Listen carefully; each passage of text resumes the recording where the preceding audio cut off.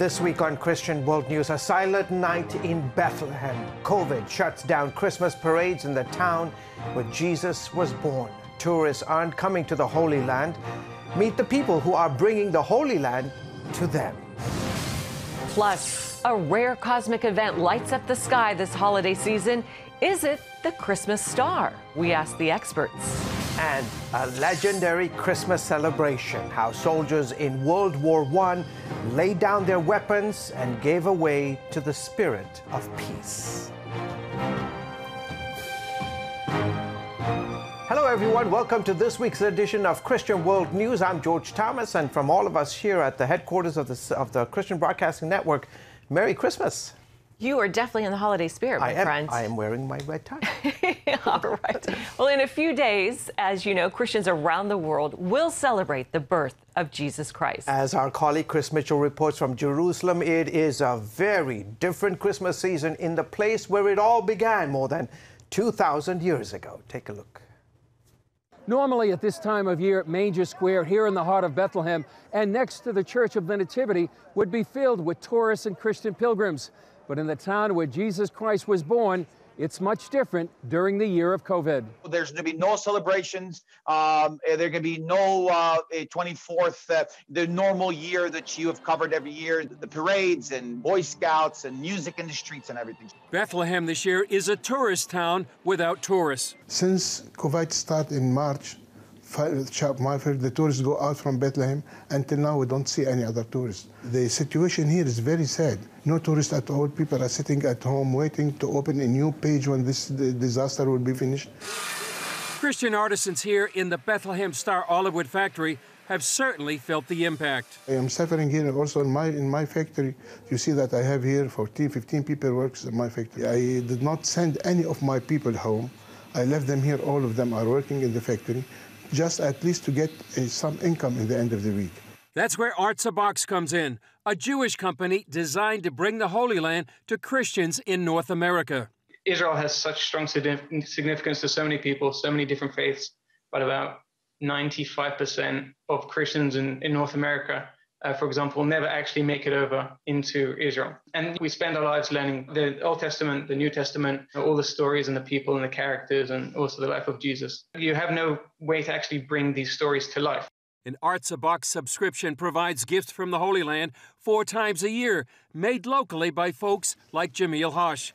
Last quarter featured Nazareth, and this quarter, Bethlehem.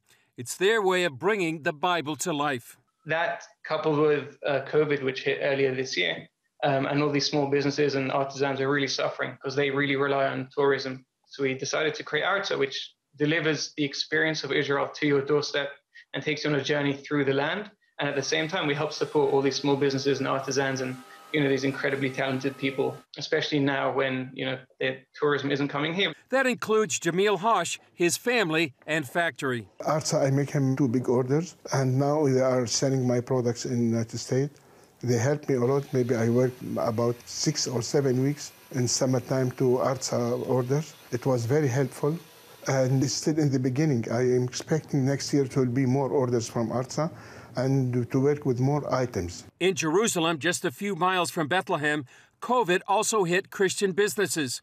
Many of these alleys would be filled with tourists, but now many of these shops in the Christian quarter of the old city are shuttered and closed. Local business, it went down to 0.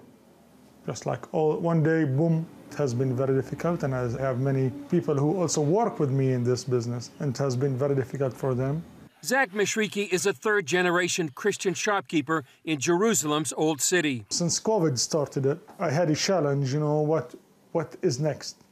And as soon as COVID started, I started investing online. I sell many Christian items that was produced here in Jerusalem to bless the whole world and make them closer to God. From olive wood nativity sets to coins from the time of Jesus and anointing oil, Mishriki offers a wide range of Christmas gifts. He feels it's important for Christians around the world to support their brothers and sisters in the Holy Land. Christians in the Middle East, and especially in the Holy Land, now we're only 1% of the population here, and supporting them is supporting the Holy Land. Supporting them is supporting, the existence of Christ here. Shimel sees his efforts through Arts a Box as a way to fulfill the Jewish concept of tikkun olam, healing the world. We're not just here to help Jews, we're here to connect and help everyone with the world, regardless of their faith. That's a very Jewish value, which I think is very important. And secondly, the Christian support for Israel and their connection to Israel is just overwhelming and incredible. So if there's a way on a personal level to give back to that, then I think that's very important as well. Both Arts a Box and Zach's online store want to provide a meaningful Christmas. Buying, gifts that has meanings, and made by Christians around the land, and it really support families in the land. We want to bless them back. We really hope that brings people a lot of Christmas joy, and to celebrate your Christmas with Christmas ornaments from Bethlehem, made from olive wood as well, and from all these beautiful products from the area, which is the story of Christmas. We think people really enjoy it, and we hope people really do. Chris Mitchell, CBN News, Manger Square, Bethlehem. Yeah, truly a very different time we're living in these days. Oh, yeah.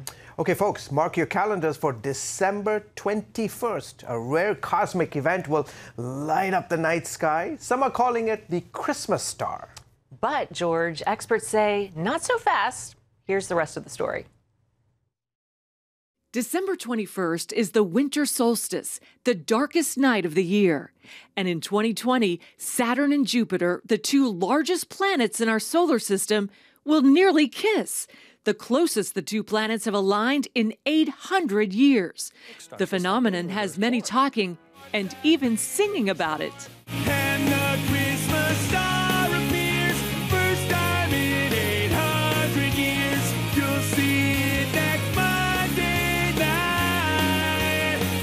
Yeah, that's the bright side. No, seriously, Jupiter and Saturn are going to align by less than 1/10 of a degree in the night sky on December 21st. Last time it happened was March 4th, 1226. It's the Christmas star. Star of Bethlehem expert Rick Larson says while that's true, you'd have to go all the way back to the Middle Ages to see a closer convergence.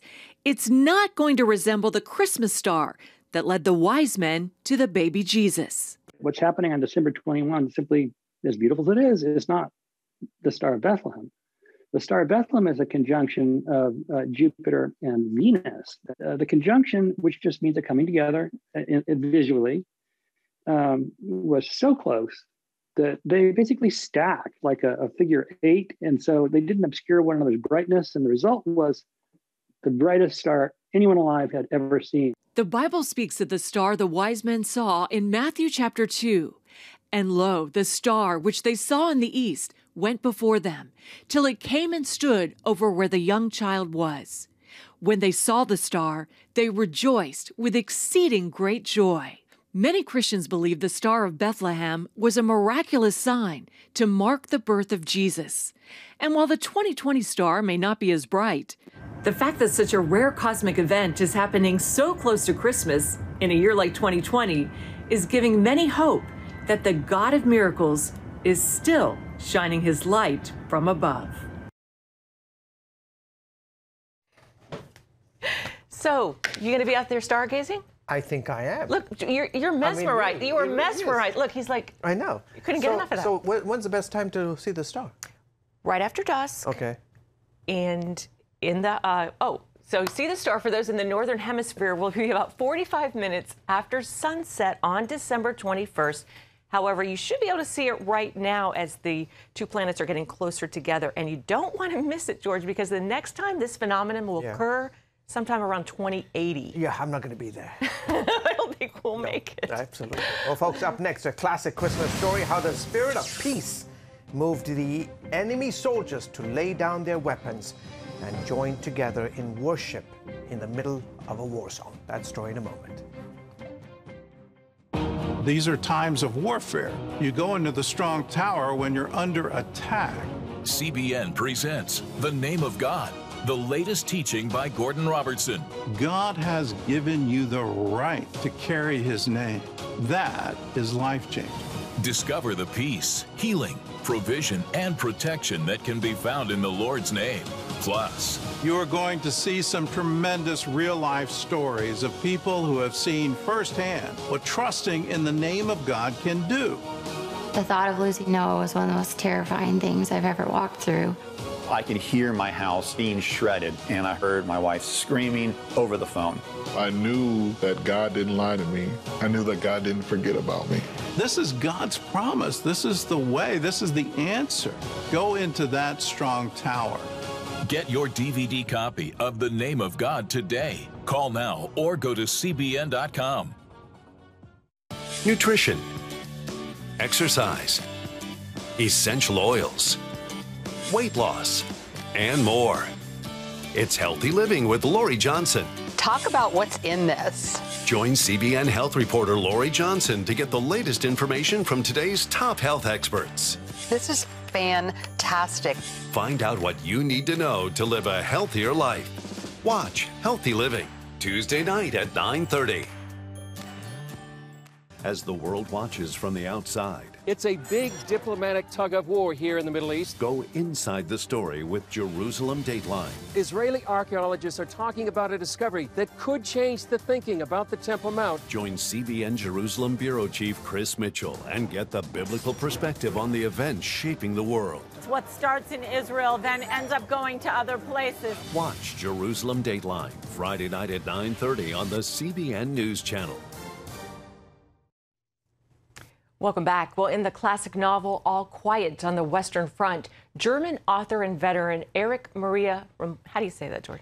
Remarque. Remarque, that's what I was going to say, wrote of war causing the annihilation of all human feeling. The horrors of World War I led to that conclusion, yet from that very same conflict came a legendary Christmas celebration that shows the amazing depth of humanity. John Jessup reports. To the glory of God. Each year, Andrew Hamilton lays a wreath at the World War I monument in his small English village, a tribute to the grandfather he barely knew. What do you remember of him? I just remember an old man who shouted a lot because he was deaf, and he'd lost his hearing really during the First World War. So he was really quite frightening. And then when I read his diaries, I was amazed, I suppose, at the life that he'd been involved in. As Hamilton writes in his book, Meet at Dawn Unarmed, his grandfather, Captain Robert Hamilton, kept diaries from 1913 to 1950. Most years were fairly mundane, with one remarkable exception, 1914. Wednesday, the 5th of August, wire to mobilize at 5:30 a.m. Hamilton was part of the initial wave of British troops in what came to be known as the First World War. The general consensus at the time was the fighting would be over by Christmas. Just one day earlier, German troops had invaded Belgium, and then England joined the fight. Caught in the middle, the tiny country of Belgium. This very provincial, rural area of Belgium was almost at the center of the world attention. I grew up listening to stories of elderly people in my village that had to do with the war. German troops cut a path of destruction through Belgium into France. Allied forces stopped them outside of Paris, pushing them back, but only so far. A stalemate ensued, with both sides digging in, literally. September the 18th, several men killed and wounded in the trenches by shell fire. This was, without exception, the most miserable night ever spent. I stood all night in water up to my ankles and the rain pouring down. This is one of the original trenches from more than 100 years ago. Two parallel zigzagging lines built by the German and Allied forces stretching more than 450 miles. In some places, the opposing armies were only 50 yards apart. Both parties have dug in, and the cold is coming in. And so all of a sudden, the first enemy is not your opponent to the other side of the no man's land, but it's the cold. By the end of November, there were over 1.5 million casualties on the Western Front. As the stalemate continued, it became clear the war would not be over by Christmas. The outside world pushed for an official Christmas truce, including Pope Benedict IV, who asked, that the guns may fall silent, at least upon the night the angels sang. British General Horace Smith Dorrien, however, issued a directive forbidding fraternization, saying it destroys the offensive spirit in all ranks. December the 24th, we marched up to our trenches, a little downhearted to spend Christmas Day in them. Artist Bruce Bairnsfather was machine gun officer in Captain Hamilton's Royal Warwickshire Regiment. He recounted his war experiences in the book Bullets and Billets. I remember at the time being very down on my luck about this, as everything in the nature of Christmas Day festivities was obviously knocked on the head. But the Germans didn't let war stop their celebration. They displayed Christmas trees in their trenches, and on December 23rd, held a church service in a bombed-out sugar refinery. School teacher Kurt Zemisch served in the 134th Saxon Regiment. Like Hamilton, he kept a diary during the war. We sang the song, "This is the day that the Lord has made." The celebration moved many to tears. I ordered my men that on Christmas Eve and on Christmas Day, no shots were to be fired from our side if it could be avoided. Then, something extraordinary happened. No sooner had we settled into the trenches, we and the Brits tried to draw attention to each other.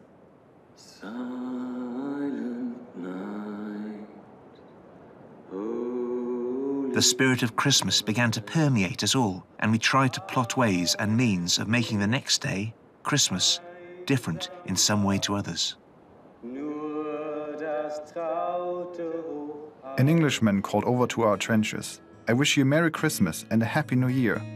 To which I replied to him and his comrades, "Thank you very much. I wish the same to you." After months of vindictive sniping and shelling, this little episode came as an invigorating tonic and a welcome relief to the daily monotony of antagonism.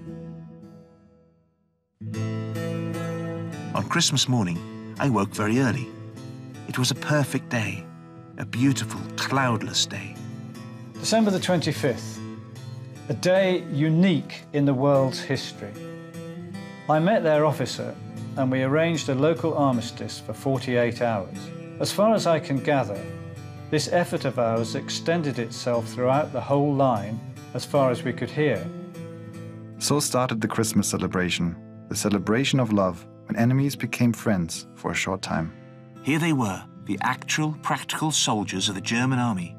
There was not an atom of hate on either side that day.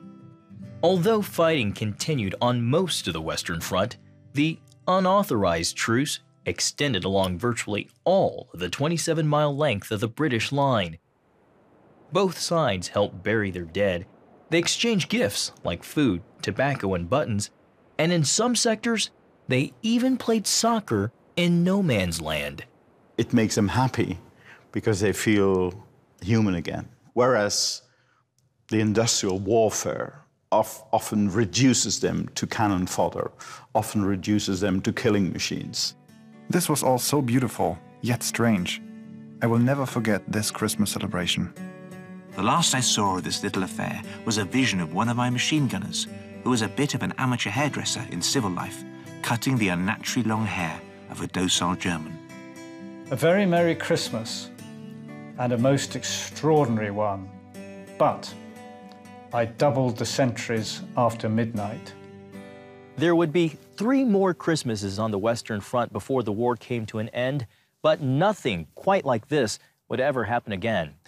Sir Arthur Conan Doyle later described it as one human episode amid all the atrocities which have stained the memory of the war. John Jessup, CBN News, reporting in Flanders, Belgium.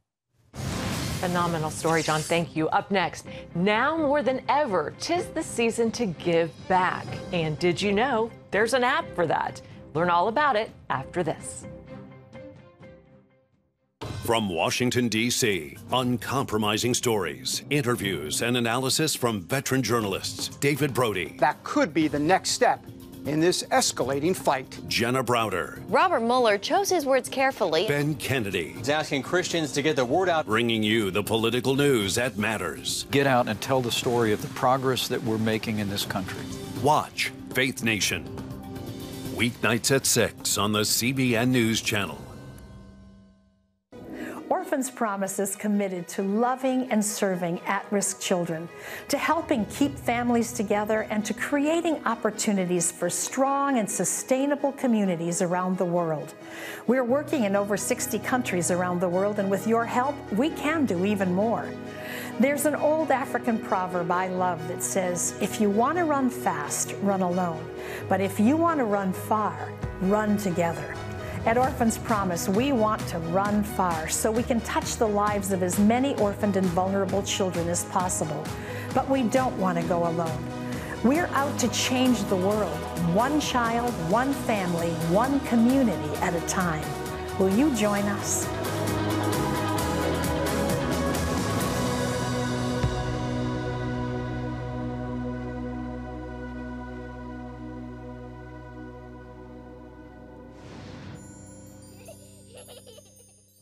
The Name of God, a new teaching from Gordon Robertson. The name of the Lord is a strong tower. Gain important insights into the protection available to you in the name of God. Discover how God is our healer, our provider, and the one who gives us peace. Plus, see exciting true stories of God's providence in the lives of real people. You get the answer to everything, and that answer will never leave you. The Name of God, available now. Welcome back to the broadcast. With a hurting economy, this Christmas is far from merry for millions of Americans. Yeah, so in this season of giving, what are volunteers doing to help? Here's CBN's Jenna Browder with one idea that's being supported by big-name celebrities. Giving back has never been easier, thanks to a new app that connects volunteers with nonprofit organizations. What's more, there's a whole list of A-listers behind it. Joe Theismann, Evander Holyfield, Dionne Warwick, and Buzz Aldrin. Just a few names leading the charge for the Global Service Institute and its Global Service app. The timing could not be more important right now, given what's happening in the world because of the pandemic.